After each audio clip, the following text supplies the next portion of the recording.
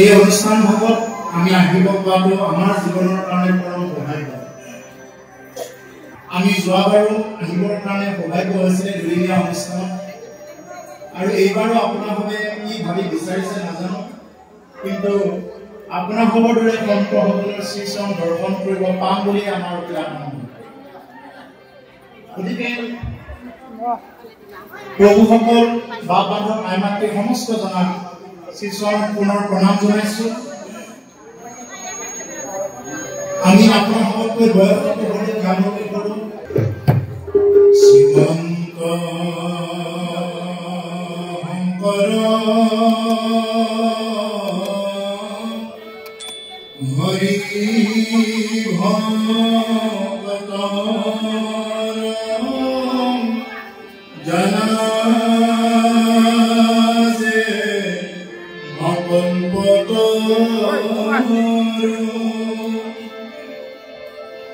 তাহান্ত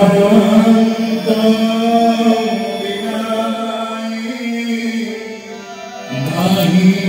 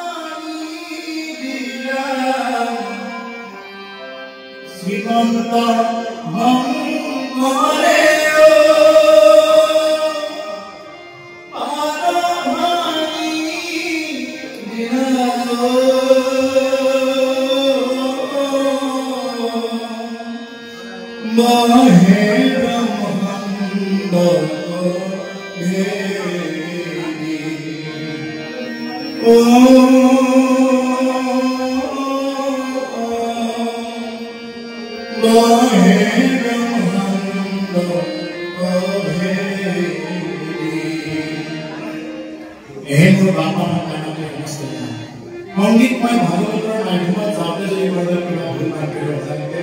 আপোনালোকে নিজৰে হৰি নাম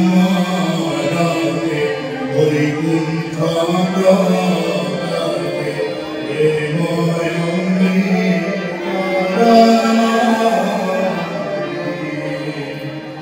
শ্ৰীমন্ত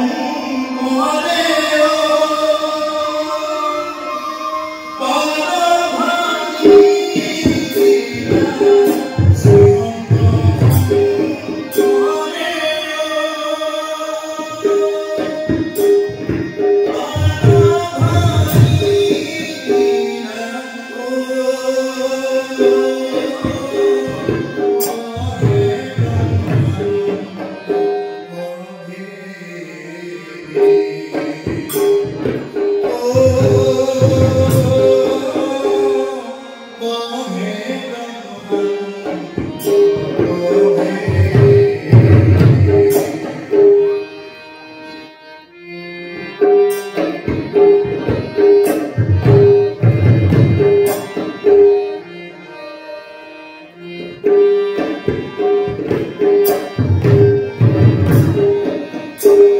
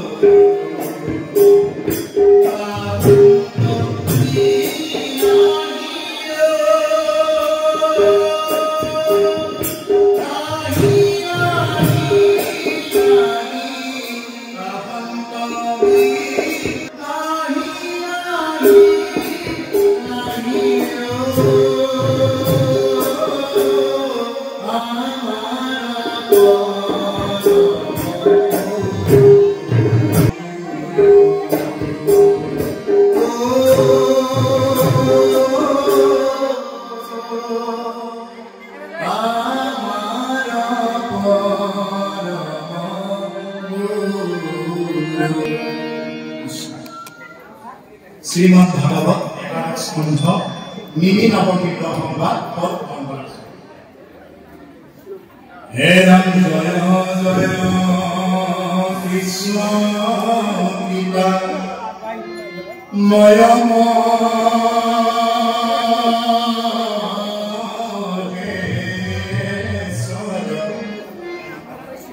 যার আজ্ঞা পালে প্রজা পতি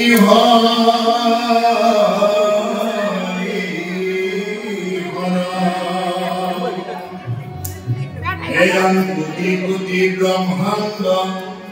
স্রজন্ত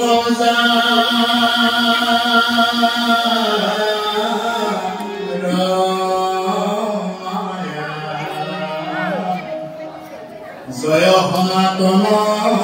নিত্য নিরঞ্জন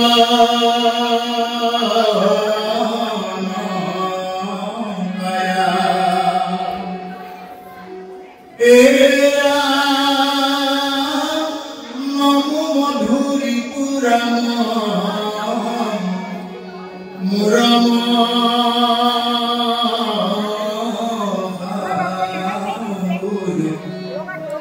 প্রভু ভগবন্ত ভব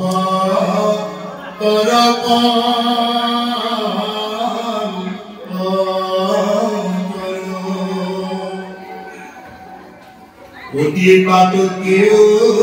করে যাহার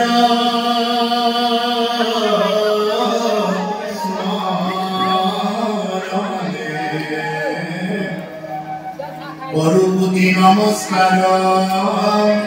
কৃষ্ণ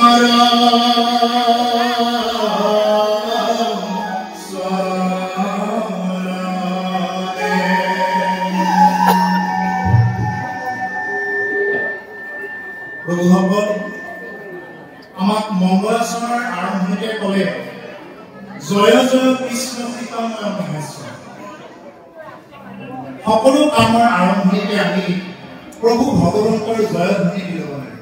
প্ৰভু ভগৱন্তক সদায় স্মৰণ কৰিহে আমি যিকোনো কাৰ্যৰ ক্ষেত্ৰত আগবাঢ়িব লাগে। প্ৰভু ভগৱন্তৰ য'ত জয়ধ্বনি নাই তাত কি থাকিব লাগিব? যদি ভগৱন্তৰ জয়ধ্বনি নাই তাতে দুষ্ট শক্তিৰে জয়ধ্বনি থাকিব লাগিব। যেনেদৰে দিনৰ বিপৰীত ৰাতি, সুখৰ বিপৰীত দুখ, এন্ধাৰৰ বিপৰীত পোহৰ, ঠিক তেনেকুৱাকে য'ত ঈশ্বৰৰ জয় নাই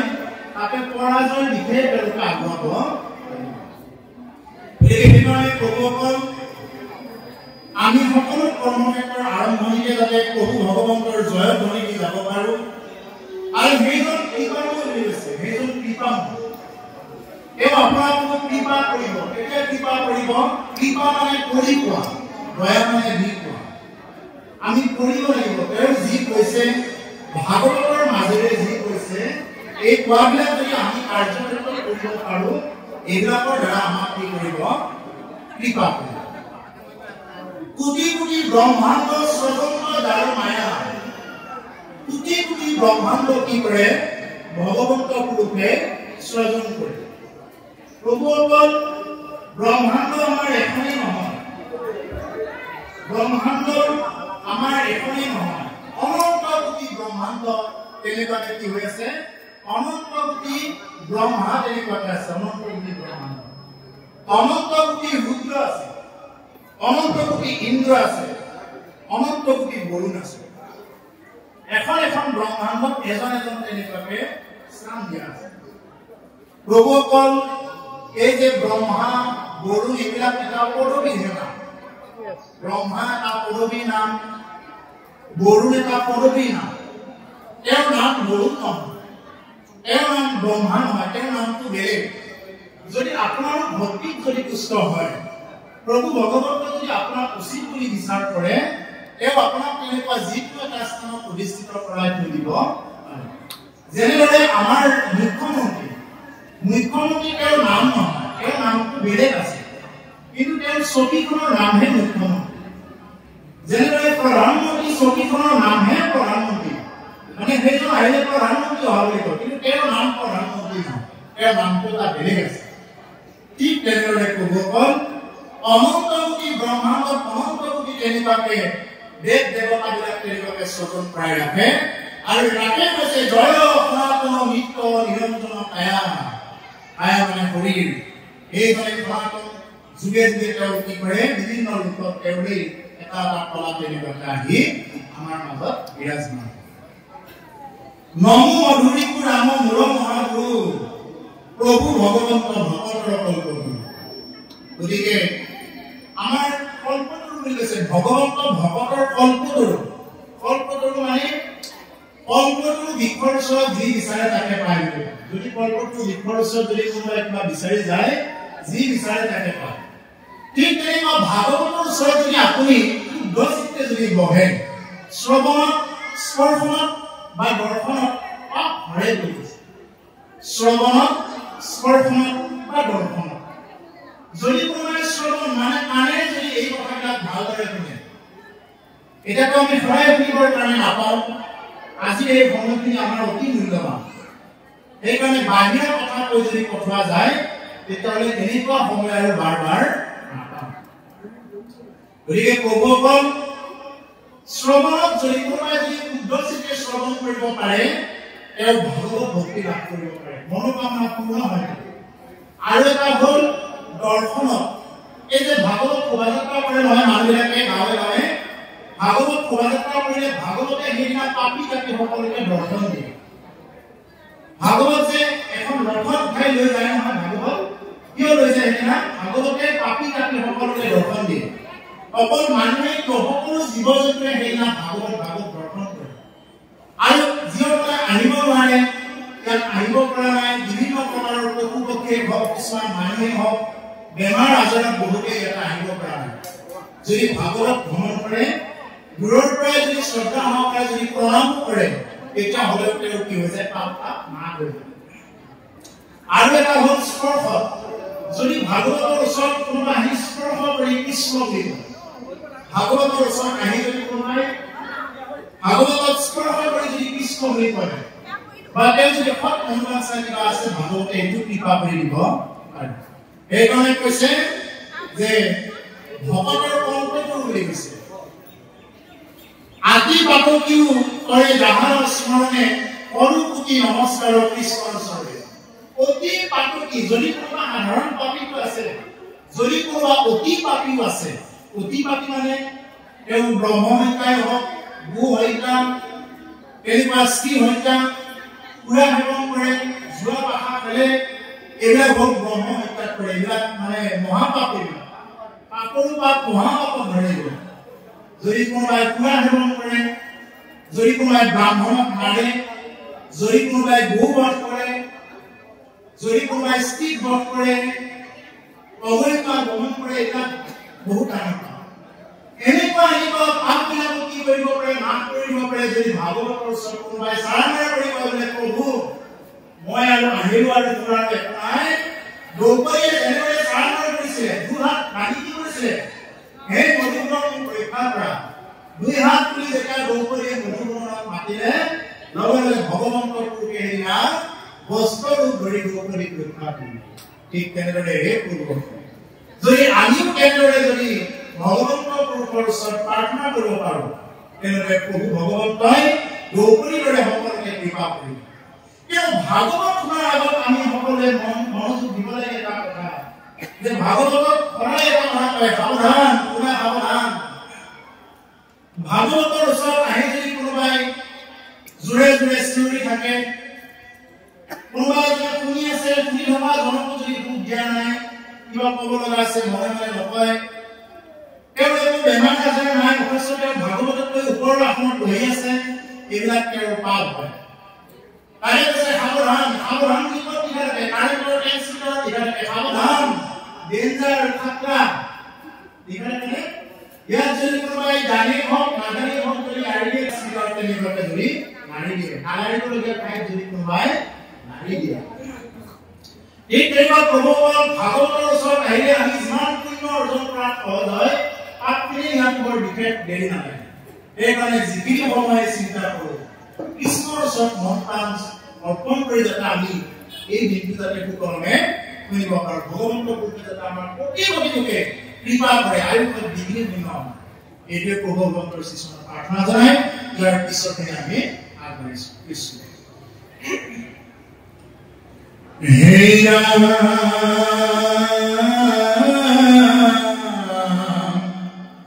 প্ৰভু পদ পংকজ ধৰি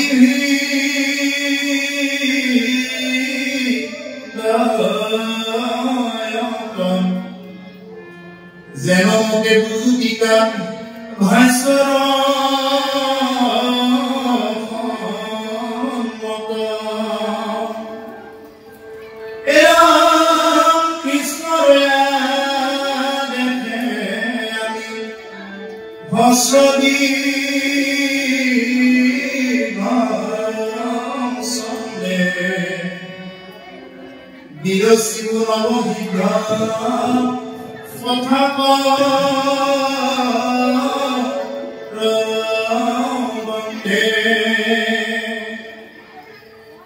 প্ৰভু পদ পংকজ ধৰি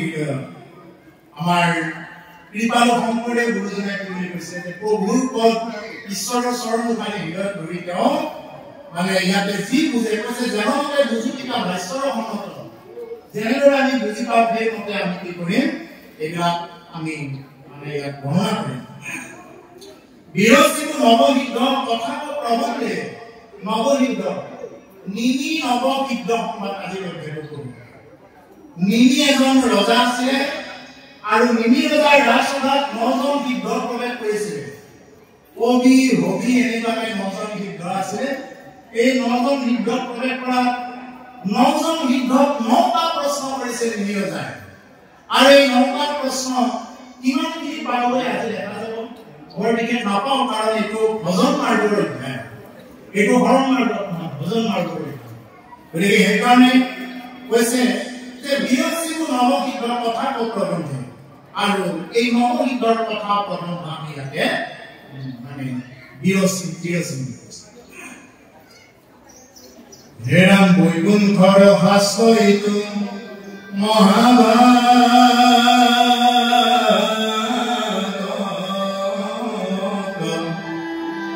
পাইলা পৰীক্ষিতে হুক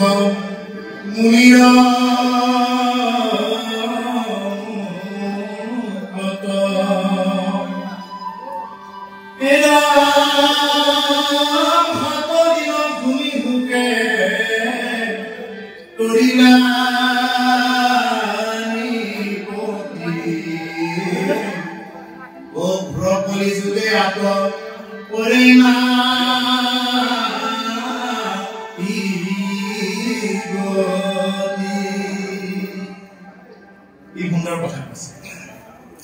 যে বৈকুণ্ঠৰ হাস্যইতো মহাভাগৱত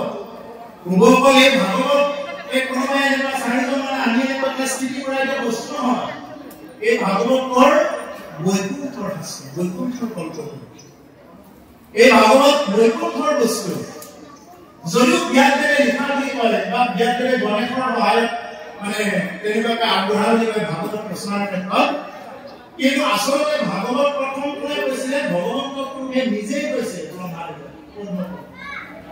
ভগৱন্ত পুৰুষে নিজেই ব্ৰহ্মাদেৱক কৈছে এই ভাগৱত কথা ব্ৰহ্মাই নাৰদক ক'লে নাৰদে ব্যাসক ক'লে ব্যাসে শুকক ক'লে শুকে পৰিচিতক ক'লে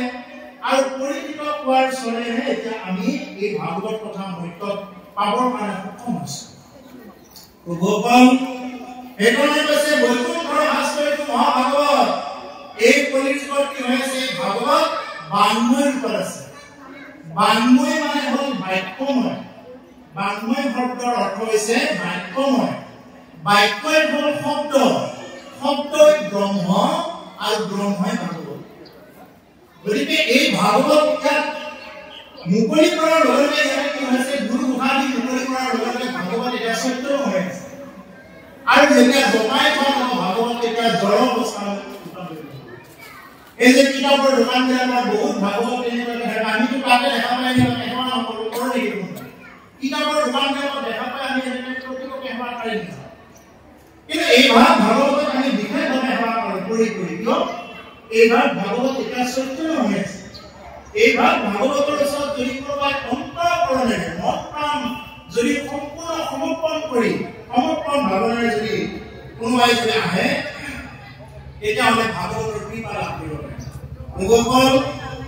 ভাগৱত কিয় পাঠ কৰিব লগা হ'ল আপোনালোকৰ বহুতৰ প্ৰশ্ন হ'ব পাৰে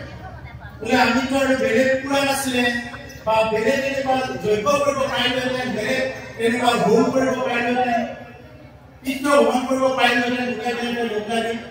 কিয় আমি ভাগৱতে যে পাঠ কৰিলো কিয় কৰিলো এনেকুৱা প্ৰশ্ন আছে নাই আপোনালোকৰ বোলে ভাগৱতে পাঠ কৰিলো আমি বেলেগ পাঠ কৰিব পাৰিলোহেঁতেন চাৰিবেদ 1418 পুৰাণৰ আমাৰতো বেলেগ একো আকাল লগা নাই চববিলাকতো আছে গতিকে সেইকাৰণে ভগৱান ভাগৱত এইকাৰণে বুলিব লাগে কাৰণ কলিযুগৰ একমাত্ৰ উত্তম শাস্ত্ৰ হ'ল ভাগৱত তাকে মহাপুৰুষ মাধৱদেৱ গুৰুজনাই নাম ভাগ কি বুলি কৈছিল এই সকল নিগম কল্পতৰু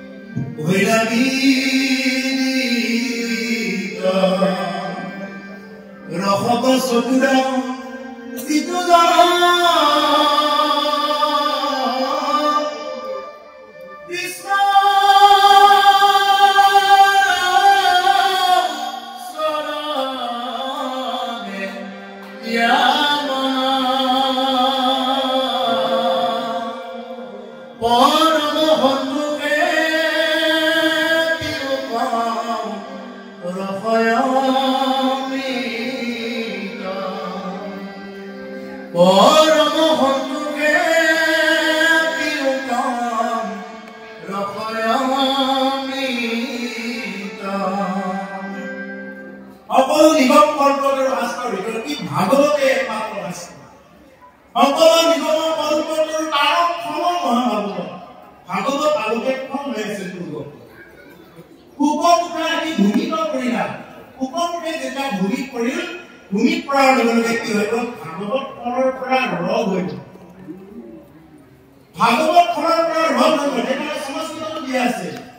সুতম কাতমৃত দ্ৰব সংযুতম পিবত ভাগৱত ৰসমালাম মুহুৰহু ৰসিকা ভূমি ভাৰুকা হে নৰসকল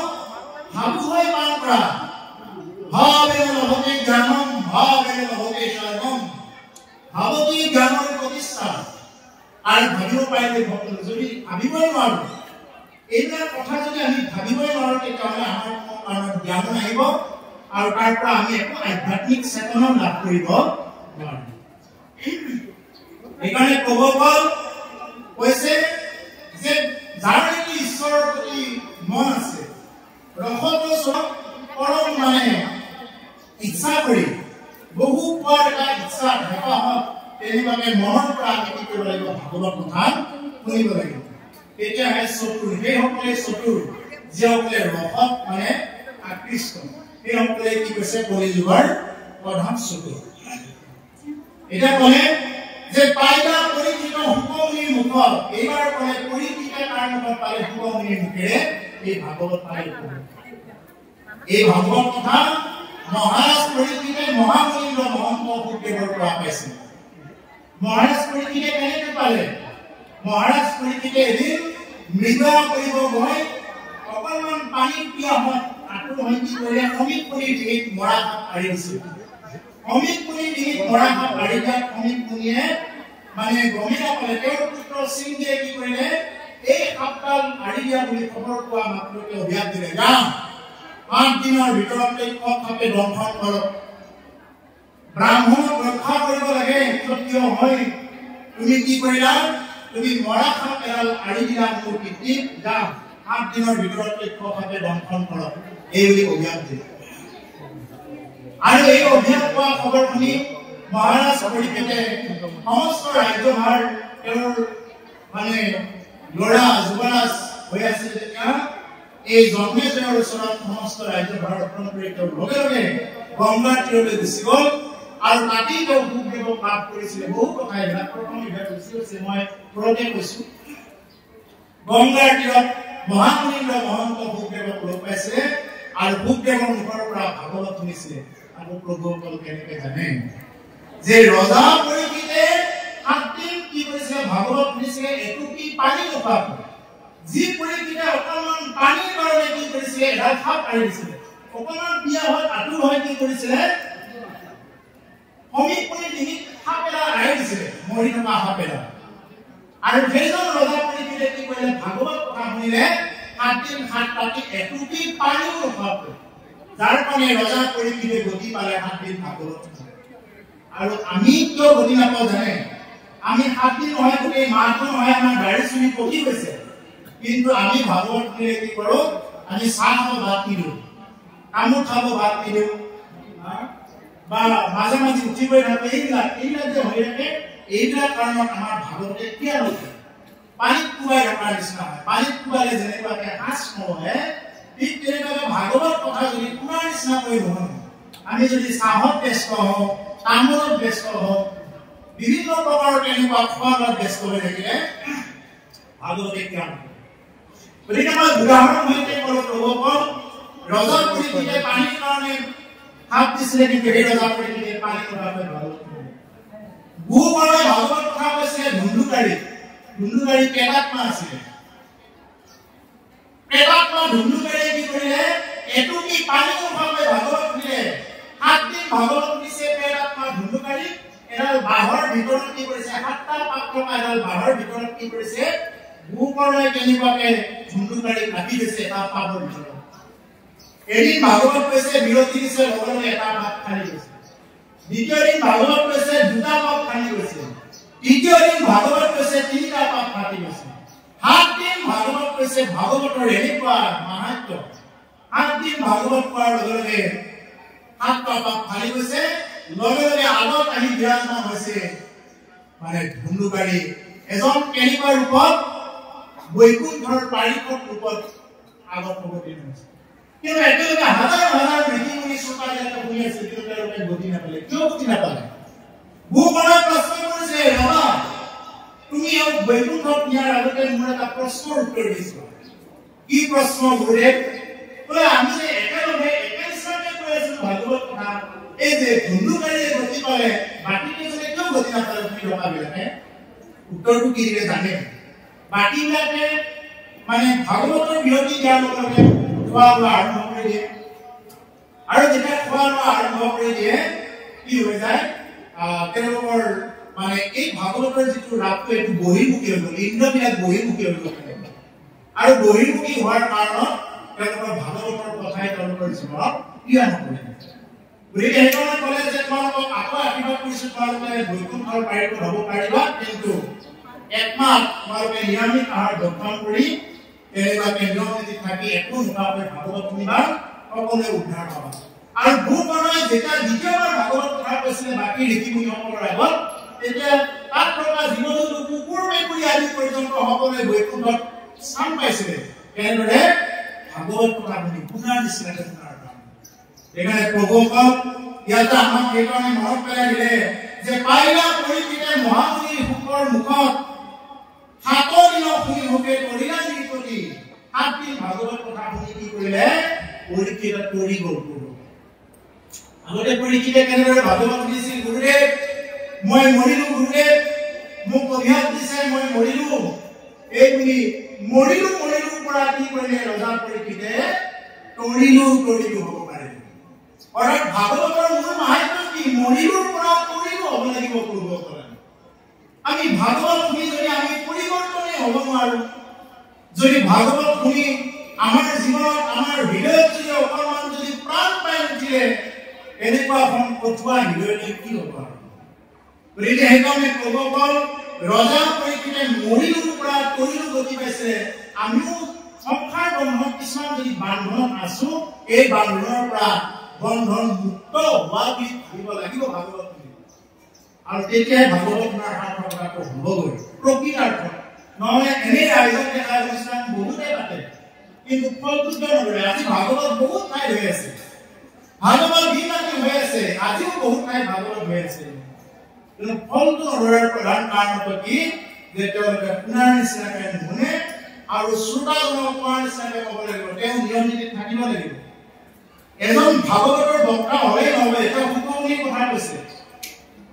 ভাগৱত পঢ়িব জানিলেই নহ'ব, আখৰ কেইটা চিনি পালেই নহ'ব। তেওঁ যদি মাছ মঙহ খাই থাকে, কণী খাই থাকে, তেওঁ যদি বেবিচাৰী আচৰণবিলাক কৰি থাকে, তেওঁ ভাগৱত পঢ়িলে কোনো ধৰণৰ ক্ৰিয়া নকৰিব। তেওঁ আগতে শৰণ ভজন হ'ব লাগিব, তেতিয়াহে আমাক ক'ব পাৰিব শৰণ লোৱাৰ কথা। তেওঁ যদি নিজে অন্ধ হৈ আছে, আমাক কেনেদৰে বাদ দেখুৱাব? গতিকে সেইকাৰণে ভাগৱত ব্যাখ্যা আৰু শ্ৰোতা, ব্যাখ্যাকাৰ আৰু শ্ৰোতাৰ এটা অংগাংগী সম্পৰ্ক। এই দুটা যদি নহয়, তেতিয়াহ'লে ভাগৱতে মানে আমাৰ জীৱনত ক্ৰিয়া নকৰে। গতিকে সেইকাৰণে প্ৰভুসকল ইয়াতে ক'লে 7 দিন শুনি ভোগে কৰিলা নিপতি। ৰজা পৰীক্ষিতে 7 দিন শুনি কৰিলে, ঘোৰ কলিযুগে আটকলে নাই গতি। আৰু ঘোৰ কলিযুগত প্ৰভুসকল ইয়াতকৈ আৰু বেলেগ গতি নাই। কোনোবাই যদি কিবা বেলেগ গতি থকা বুলি ভাবে, এইটো তেওঁলোকৰ কথা নিজাকে। কিন্তু ঘোৰ কলিযুগে ঈশ্বৰৰ কথা শ্ৰৱণ কৰাৰ বাহিৰে, ভগৱন্ত পুৰুষৰ নাম লোৱাৰ বাহিৰে আৰু বেলেগ গতি নাই। কিন্তু আমাৰ মানুহবিলাকে এইটো বিশ্বাস নকৰে, যিমান ক'লেও বিশ্বাস নকৰে। যদি মানুহক কোৱা হয় বোলে হে আই এবাৰ কৃষ্ণ বুলি কোৱা নাই, এবাৰ ৰাম বুলি কোৱা নাই, বিশ্বাস নকৰে। কোনোবাই যদি অকণমান পানী অলপমান যদি এনেকৈ জাৰি দিয়ে, ওম অপবিত্ৰ হওঁ পবিত্ৰ সৰ্বস্থান ঘটু কিবা স্মৰে পুনৰিকা চঞ্চল ৰাজ্য ভংকৰ সৃষ্টি। এইবোৰ যদি কোনোবা অকণমান জাৰা ফুটা পানী অকণমান মাৰি দিলে, মানুহৰ এইটো খুব বিশ্বাস হয়নে নহয় চাব। কিন্তু তুমি এবাৰ যদি কৃষ্ণ বুলি কোৱা, এবাৰ যদি ৰাম বুলি কোৱা, তেতিয়াহ'লে তোমাৰ জীৱনত কি কৰিব লগা নহয়, এইবিলাকতকৈ বগাবই লগা নহ'ব। গতিকে অৰ্থটো কি আছে? ওম অপবিত্ৰ হওঁ পবিত্ৰ বা, তুমি অপবিত্ৰ হোৱা বা পবিত্ৰ হোৱা, সৰ্বাৱস্থান ঘটু কিবা, তুমি যি অৱস্থাতে পুণ্ডৰীকাক্ষ তুমি পুণ্ডৰীকাক্ষ প্ৰভু ভগৱন্তক স্মৰণ কৰা সব এতিয়া ধ্বংস কৰিছে এতিয়া তুমি বাহিৰে ভিতৰে কি হবা খুশি হবা নহলে তোমাক কোনোবাই পানী মাৰি খুশি কৰি দিব নোৱাৰে পানী মাৰি কিন্তু এই মন্ত্ৰটোৱে যায় বোলে তুমি কি কৰা অপবিত্ৰৰ পৰা পবিত্ৰ হ'ব লাগে এটা উপায় আছে তুমি পুণ্ডৰীকাক্ষ প্ৰভু ভগৱন্ত কৃষ্ণক স্মৰণ কৰা তেওঁৰ নাম লোৱা তেতিয়াহে তুমি কি পাবা গতি পাবা নহলে তোমাৰ জীৱনত কোনো গতি আনিব নোৱাৰে গতিকে প্ৰভুসকল সেইকাৰণে ক'লে ঘোৰ কলিযুগে আটকৰে নাই গতি ঘোৰ কলিযুগত ইয়াতকৈ আৰু বেলেগ গতি নাই পৰিচিত বসুদেৱ নাৰদ মাধৱী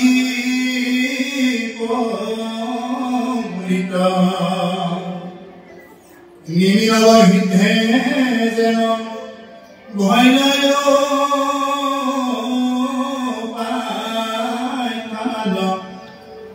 বহুহাবহে কথা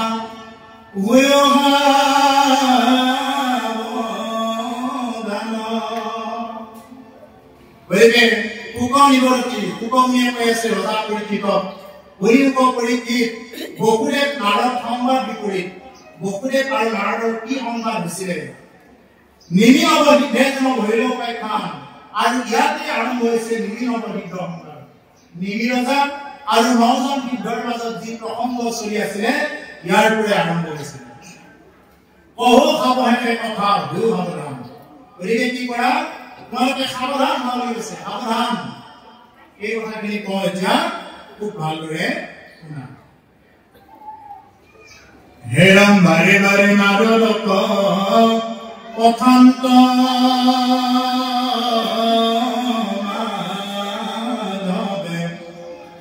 নিৰন্তদাৰ কাৰিকী কৃষ্ণ গৌৰৱে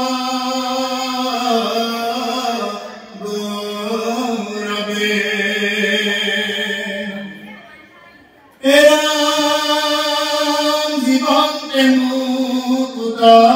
তেহু জানিবা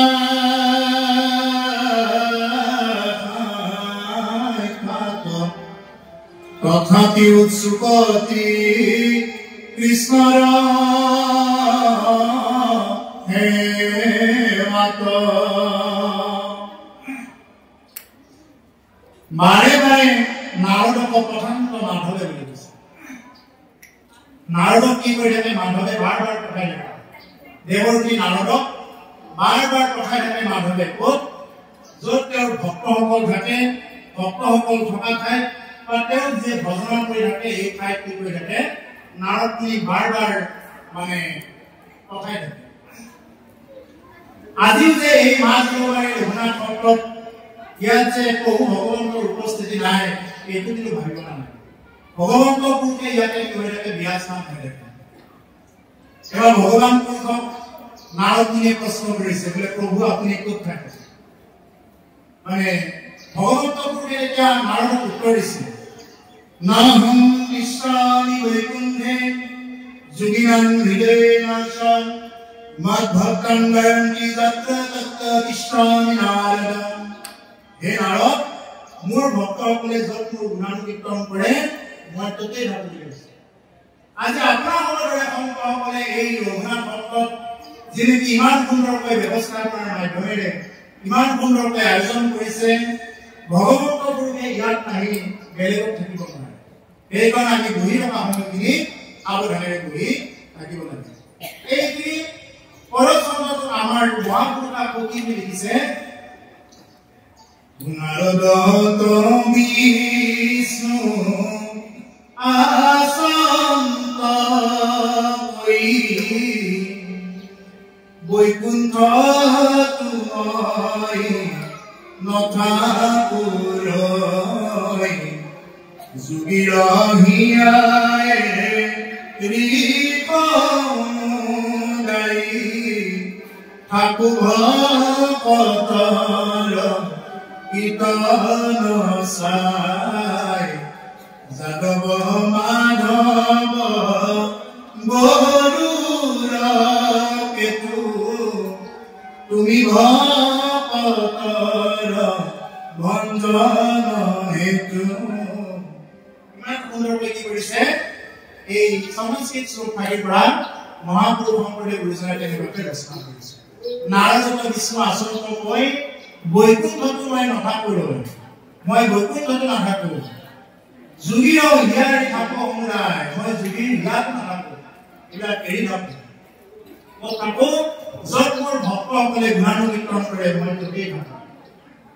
এটা এটাই কথা লিখিছে একান্ত ভক্তসকলে নিৰ্গুণ কৃষ্ণৰ গুণ গায় আমাৰ বকিয়া থকা বৈকুণ্ঠকো পৰিহৰি যোগীৰ হৃদয়ত থকা বুলি আখ্যা দিয়ে সেইকাৰণে প্ৰভুসকল এই স্থানতে কি হৈ থাকে ভগৱন্ত পুৰুষে বিৰাজমান হৈ আছে আৰু ভগৱন্ত পুৰুষে কি কৰি থাকে এই সমস্ত কথাখিনি শুনি থাকে যেনেদৰে ভগৱন্ত পুৰুষে নাৰদ মুনিক যিকোনো স্থানত তেনেকুৱাকে পঠায় ইয়াতে ক'লে যে জীৱনতে মুকুটতে জানিব সাক্ষাৎ তথাপি উৎসৱ আদি কৃষ্ণৰ সেৱা নাৰদ মুনি জীৱনতে মুকুট বুলি কৈছে জীৱন্ত মুকুট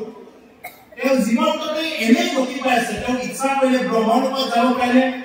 ইচ্ছা কৰিলে তেওঁ উত্তৰত যাব পাৰে ইচ্ছা কৰিলে পাতালত যাব পাৰে ইচ্ছা কৰিলে বৈকুণ্ঠত যাব পাৰে তেওঁ কোনো বাধাই ৰাখিব নোৱাৰে দেৱকী নাৰদ আৰু আমাৰ ভাৱনাবিলাকৰ দেৱকী নাৰদৰ চৰিত্ৰটো আচলতে বহুত উত্যাগ কৰি দিয়ে তেনেকুৱা নহয় দেৱকী নাৰদৰ নিচিনা গুৰু আৰু দ্বিতীয়জন নাই সাংঘাতিক গুৰু তেওঁৰ বিশ্ব যিবিলাক আছে জগতক প্ৰসিদ্ধ আজি জগতক প্ৰসিদ্ধ ধ্ৰুৱ নাৰদৰ বিশ্ব গতিকে নাৰদে কি এজন প্ৰসিদ্ধ গুৰু তেওঁৰ নিচিনা গুৰুজনক কি কৰিব নালাগে এনেকুৱাকে বিভিন্ন প্ৰকাৰে কমেডিয়ান কৰি দেখুৱাব নালাগে এইটো বহুত তাতে ক'লে দেৱকী নাৰদ জীৱনতে মুকুতি হুকটো কৰি ভকতিকে বৰ তথাপি উৎসুক অতি কৃষ্ণৰ সেৱাত বুলি কৈছে তথাপি কি কৰে নাৰদে কৃষ্ণৰ সেৱাত অতি উৎসুক কৃষ্ণৰ সেৱাত অতি উৎসুক আৰু আমাৰ অকণমান যদি কিবা জানিলে অকণমান জনাৰ লগে লগে আৰু তেওঁৰ কৃষ্ণৰ সেৱাৰ প্ৰতি পুনৰ কাৰণে তেওঁ মন নালাগিব কিবা অকণমান যদি তেওঁ জানিলে তেওঁ আৰু আনৰ পৰা শুনিব ইচ্ছা নকৰে বা কোনোবাই যদি তেনেকুৱাকে নাম এষাৰ গালে আৰু নাম এষাৰ ধৰিব তেওঁৰ সময় নহয় এনেকুৱা এটা অৱস্থা গতিকে তেনেকুৱা নহয় ভাগৱত শুনিব আহিলে কি কৰিব লাগে আমি জাত্যা বিমান পাণ্ডিতা বিমান ৰূপা বিমান গুণা বিমান আমি এইবিলাক এৰিব লাগিব ভাগৱত শুনিব আহিলে জাত্যা বিমান লৈ যাৰ জাতিক লৈ বিমান থাকে জাতিক লৈ যাৰ অহংকাৰ থাকে সেই মানুহে ভাগৱত কথা শুনিব নোৱাৰে ক'ব নোৱাৰে যাৰ পাণ্ডিতা বিমান থাকে যাৰ পণ্ডিতক লৈ অহংকাৰ থাকে মই জানো এওঁ কি শুনে এনেকুৱা যদি ভাৱত থাকে তেতিয়া তেওঁ কেতিয়াও ভাগৱত ভক্তি ক্ৰিয়া নকৰে বন্ধুকৰ নিচিনা তেওঁ খাই দিব আৰু এটা হ'ল ধনা বিমান মোৰ বহুত ধন সম্পত্তি আছে মই একেহাৰি কিয় বহি তেওঁলোকৰ লগত বা ৰূপা বিমান বহুত ভাল দেখা তেওঁ বোলে ৰূপৰ অভিমান হৈ আছে তেওঁ মতলীয়া হৈ আছে এনেকুৱা যদি থাকে সেই মানুহক ভাগৱতৰ কথাই ক্ৰিয়া নকৰে গুণা বিমান যাৰ গুণত্ব অভিমান থাকে সেই মানুহক ভাগৱতৰ কথাই ক্ৰিয়া নকৰে সেইকাৰণে আমি চববিলাক ভাবি এক আত্মা দৃষ্টিৰে আমি কি কৰিব লাগে এই ভাগৱতৰ কথাবিলাক আমি ল'ব লাগে আৰু তেতিয়াহে আমাৰ জীৱনত এই ভাগৱতৰ কথাই ক্ৰিয়া কৰিম এতিয়া ক'লে যে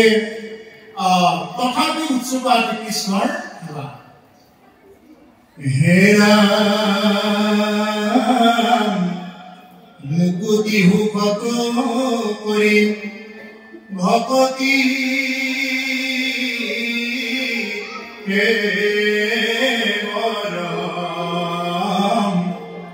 তথাপি ভজে লোক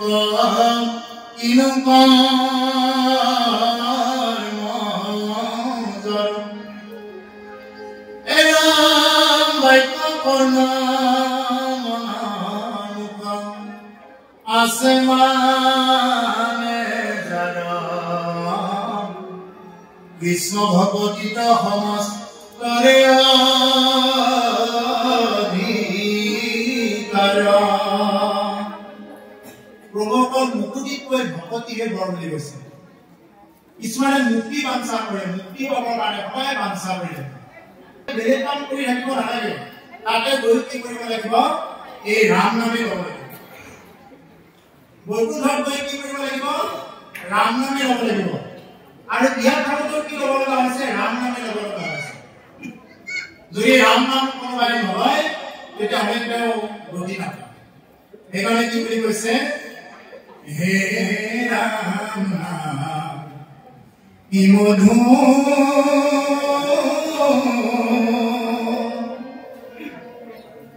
हरि नाम की मधुर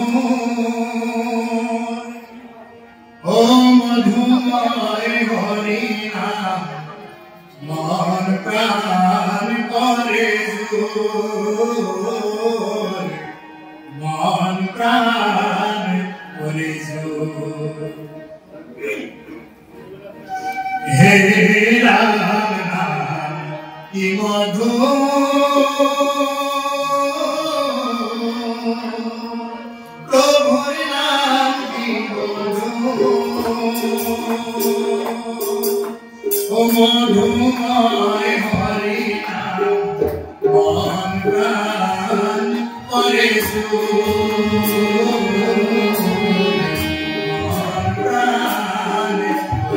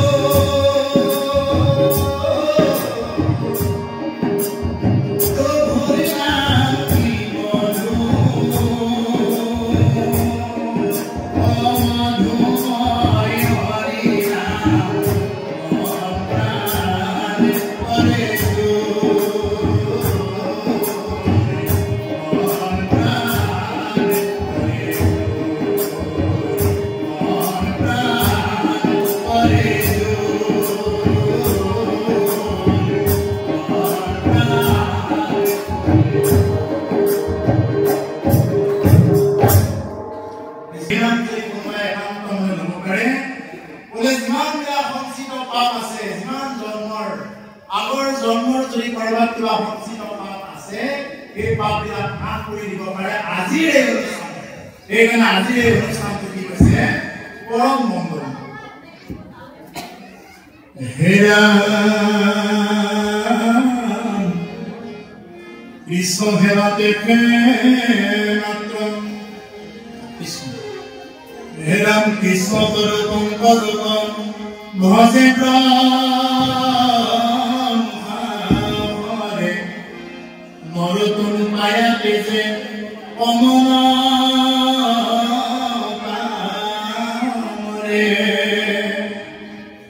এৰমে কুশনে মনুষ্যী তুৰমে তথাপি নভজি মৰে কৰিয়া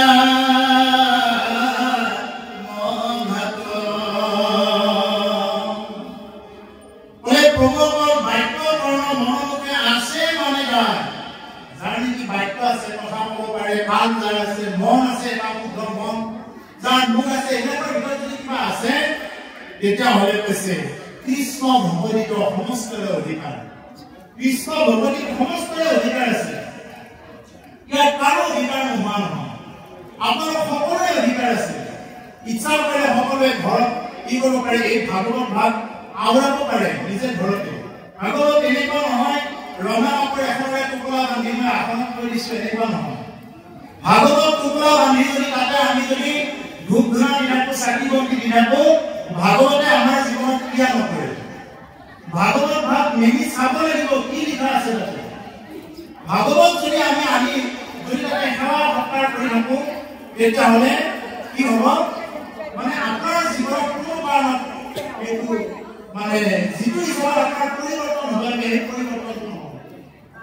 ভাগৱত মানে যদি দৰ্শন কৰে আপোনাৰ পাপহে হৰিব কিন্তু আপোনাৰ কি নহ'ব আপুনি যদি ভাগৱতৰ জ্ঞানখিনি আহৰণ নকৰে তেতিয়াহ'লে ভাগৱতৰ কথাই আপোনাৰ জীৱনত ক্ৰিয়া নকৰিব এইবিলাক কথা বুজি নাপাব যদি কোনোবা এজন শিক্ষাৰ্থীয়ে পঢ়িব লাগে পঢ়ি আছে যদি অৰ্থই বুজি নাপায় বা কোনোবা এজন শিক্ষাৰ্থীয়ে যদি ছাত্ৰীকেইটা আগত পঢ়ি যদি কোনোবাই ধূপধূনাদি পূজা কৰি ৰাখে সৰস্বতী মায়ে আগত তেওঁলোক পাছ কৰিব পঢ়িব লাগিব তাতে কি লিখা আছে এইটো চাব লাগিব ঠিক তেনেকুৱা ভাগৱতত ইয়াতে কি লিখা আছে এইটো আমি চাব লাগিব প্ৰভুকৰ ভাগৱত আমি বছৰত এদিন চাম এনেকুৱা নহয় ভাগৱত আমি কি কৰিব লাগে ভাগৱত প্ৰায়ে আমি তেনেকুৱাকে চাব লাগে যেতিয়া নহওক আমি তেনেকুৱাকে ভাগৱত চাব লাগে আপুনি ঘৰত অকলে থাকিলেও চাব পাৰে কোনোবা দুজনমান সংগী পাইছে তাতে হ'লেও চাব মুঠতে ভাগৱত অধ্যয়ন হৈ থাকিব লাগে তেতিয়াহ'লে দেখিব জীৱনত কোন ঘাট প্ৰতিঘাত বাধা বিঘিনিৰ পৰা আপুনি মানে প্ৰতিবাদ পাব তাৰ পৰা ৰেহাই পাব গতিকে ভাগৱত যদি আপোনাৰ জীৱনত যদি এইবিলাক আচাই এনে যদি ধূপধূনা দিলে ভাগৱত দুখন তিনিখন আছে ঘৰত ধূপধূনা দিব গৈছিল তেতিয়াহ'লে ভাগৱতে ক্ৰিয়া নকৰে গতিকে সেইকাৰণে ইয়াৰ মাজতে এই কথাটো অনুৰোধ ৰাখিলোঁ যাতে ভাগৱত পঢ়ে যাৰ চকু আছে যাৰ কাণ আছে কৈছে ভাগৱতত সকলোৰে অধিকাৰ আছে এইবাৰ ক'লে কৃষ্ণৰ পৰম্পৰাগত ভজে ব্ৰহ্মা হৰে কৃষ্ণৰ অভয় চৰণ কাৰণে কি কৰে ব্ৰহ্মা হৰেও কি কৰে ৰচনা কৰে দেৱাদেৱে মহাদেৱ কি কৰে ভগৱন্ত পুৰুষৰ চৰণৰ পৰা বৈ আহিছিল কাৰণে গংগাত কি কৰিছে মহাদেৱ কিময় কিয়ত ধাৰণ কৰিছে নাই দেৱাদেৱে মহাদেৱ কিময় জটাৰ ধাৰণ কৰিছে কাৰণ গংগা যদি ডাইৰেক্ট আহি যদি ধৰিত্ৰীত পৰে ধৰণীত পৰে কি হৈ যাব লগে লগে একদম পাতাললৈ গতি কৰিব ইয়াত নৰব গতিকে গংগাই ক'লে বোলে মোক ৰখা লাগিব কিবা এটা ব্যৱস্থা যদি মই ডাইৰেক্ট যদি যাব লগা হয় তেতিয়াহ'লে কিন্তু কি হ'ব ডাইৰেক্ট মই পৃথিৱীলৈকে নাপাবই মোক পৃথিৱীলৈকে মোক কৃপাই নাপাব ডাইৰেক্ট পাতালত পৰিব গতিকে ভেদালে কি কৈছে দেৱাদেৱ মহাদেৱ দিবই ভগৱন্তৰ যিহেতু বিষ্ণু পাদুকী গংগা বুলি কৈছে বিষ্ণু পাদুকী গংগা এইকাৰণে ভিতৰত ধাৰণ কৰিছে আৰু সেইজন দেৱাদেৱ মহাদেৱ দিবই ভগৱন্ত পুৰুষৰ ভজনা কৰে বুলি কৈছে আৰু ক'লে ব্ৰহ্মাৰ যিমানবিলাক দেৱতা আছে মুখা আছে নহয় ব্ৰহ্মাই আদি কৰি জীৱ জগত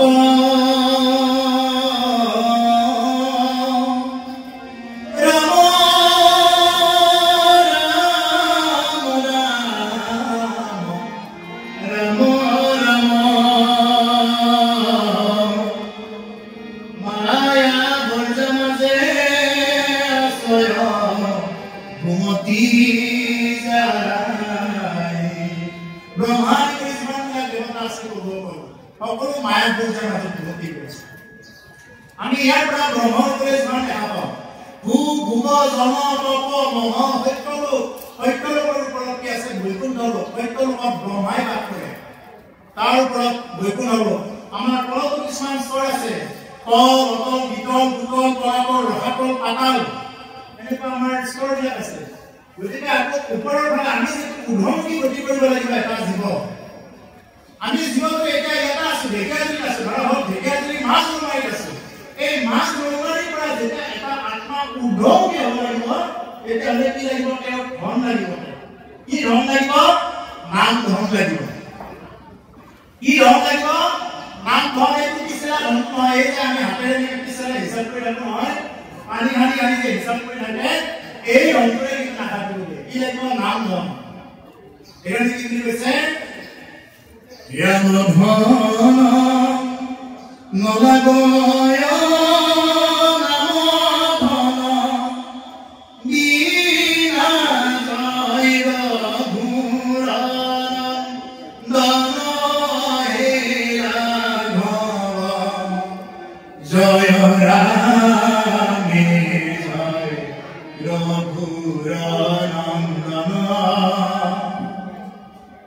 কৈছেনে যে আন ধন লাগে কি লাগে নাম ধন লাগে প্ৰভু বাকী একো ধন নালাগে এতিয়া ইয়াৰ পৰা ঢেকীয়াজুলি টাউনত গ'লে যেনেদৰে আমি এই পিছলা পইচাটো দিলেহে আমি কি কৰিব পাম চাহ একাপ খাব পাম এখন ৰুটি খাব পাম পৰঠা এখন খাব পাম হয়নে নহয় যদি আমাৰ এই পিছলা ধনটো নাথাকে তেতিয়াহ'লে কি নাপাম আমি তাতে গৈ এইবিলাক একো খাব নাপাম যেনেকৈ এই সংসাৰখন চলিব লাগে এই ধনটো লাগে এই ধন নহ'লে এই সংসাৰত একোৱেই নাই এই ধন নহ'লে এই সংসাৰত একো নাই ঠিক তেনেকৈ আৰু সেইখন সংসাৰত কি লাগিব মৰাৰ পিছততো এই ধনেৰে কাম নহয় নহয় কি লাগিব নাম ধন লাগিব আনৰ ধন নালাগে নামৰ ধন বিনা নামৰ ধন দিয়া কিনা ধন মানি ৰাখ পাই নোলোৱা প্ৰভু কেনে ভাবি ৰাখিছে প্ৰভু যে মোৰ দৰে এজন ৰাখক তুমি যদি নোলোৱা তুমি আৰু কিয় আছা প্ৰভু এই ভগৱন্তৰ ওচৰত প্ৰাৰ্থনা কৰিব লাগে হে প্ৰভু তোমাৰ নাম ধৰে যাতে মই বিক্ৰী যাব পাৰোঁ বেলেগ একো নালাগে প্ৰভু অকল এই নামঘৰত আহি বহুত কিবা কিবি বিচাৰি প্ৰাৰ্থনা কৰিব লাগে ভগৱন্তৰ পুৰুষে আমাক কি দিব লাগে সকলোখিনি জানে কিন্তু আমি বিচাৰো যি নহওক এই সংসাৰখন চলিবৰ কাৰণে যেনেকৈ ধন লাগে পৰজনমত চলিবৰ কাৰণে নাম ধন লাগিব কি ধন নাম ধন আমাৰ ইয়াতে স্কৰ কিছুমান আছে বিজ্ঞানৰ ছাত্ৰসকলে বুজি পাব ট্ৰপোস্ফিয়াৰ টেট্ৰোস্ফিয়াৰ আয়নস্ফিয়াৰ এক্সস্ফিয়াৰ মেসোস্ফিয়াৰ এনেকুৱা স্কৰ আছে এইবিলাক স্কৰ পাৰ হৈহে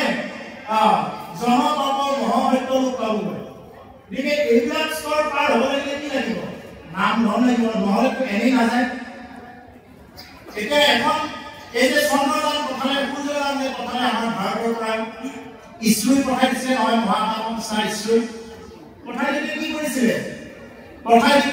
তেওঁলোকে অনেক ধন খৰচ কৰিহে পঠাই দিব পাৰিছে কোটি কোটি ধন খৰচ কৰিহে পঠাই দিব পাৰিছে এইখিনি চন্দ্ৰলৈ পঠাওঁতে কোটি কোটি ধন তেতিয়াহ'লে আমাৰ এটা আপোনাৰ বৈকুণ্ঠমুখী হ'ব লাগিলে যদি আমি বৈকুণ্ঠমুখী পাম বুলি পাব বিচাৰো তেতিয়াহ'লে নাম কিমান যোগ কৰিব লাগিব তাকে চিন্তা কৰিব সেইকাৰণে প্ৰভুসকল ইয়াৰ মূল আঁৰত এই যে আমি সমস্ত শাস্ত্ৰ ভাগৱত গীতা ভাগৱত এইবিলাক অধ্যয়ন কৰাৰ মূল বস্তুৱেই হ'ল কি মূল বস্তুৱেই হ'ল কেৱল নাম যদি নহয় নাম যদি জপ কৰা নাথাকে তেতিয়াহ'লে তেওঁৰ জীৱনত কোনো ধৰণৰ কৃপা নকৰিব নাম জপ লাগিব নাম জপ নাথাকিলে এটা জীৱই কেতিয়াও কি নাপায় ঊৰ্ধমুখী হ'ব নোৱাৰে যদি তেওঁৰ নাম জপ নাথাকে নাম জপ থাকিলেহে এটা জীৱই কি কৰিব পাৰে ঊৰ্ধমুখী হ'ব পাৰে গতিকে সেইকাৰণে প্ৰভুসকল এই জন্মত চলাৰ কাৰণে যেনেকৈ আমাৰ নাম ধন এই ধনটো পিছলা ধনটো মহাত্মা গান্ধী ধন এই ধনটো যদি নহয় কি কৰে মানুহে পাত্তাই দিব মানে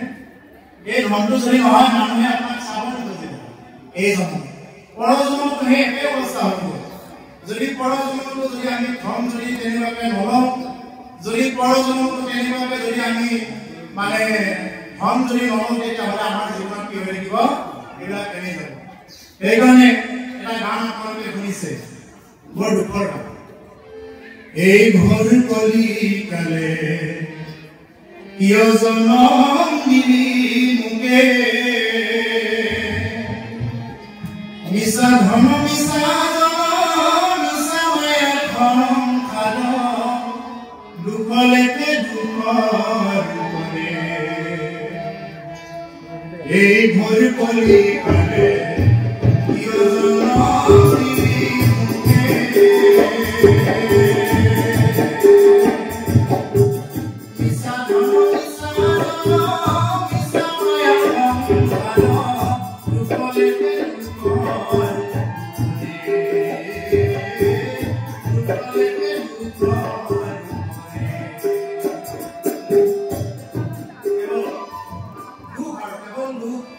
দুখৰ মাজতে কি হৈছে আমাৰ যেনেদৰে চলি আছে কেৱল দুখ তাকে শেষত কি বুলি কৈছে ধন হলে জাতি বাঢ়ে সকলোৱে আদৰ কৰে যতে ততে ধনীয়ে পাই মান ধন হলে জাতি বাঢ়ে সকলোৱে আদৰ কৰে যতে ততে ধনীয়ে পাই মান গরিবর নাই মান যতে ততে অপমান গরিবর নাই মান যতে ততে অপমান মানুষ পুরি নকরে জ্ঞান এই ঘুর কলি কালে কিয় জনম দিলি মুকে মিছা ধন মিছা মিছা মায়া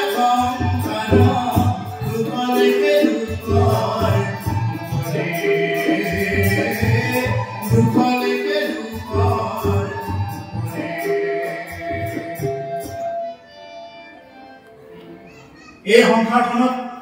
দুখৰ পৰি দুখে কি হৈ আছে আমাৰ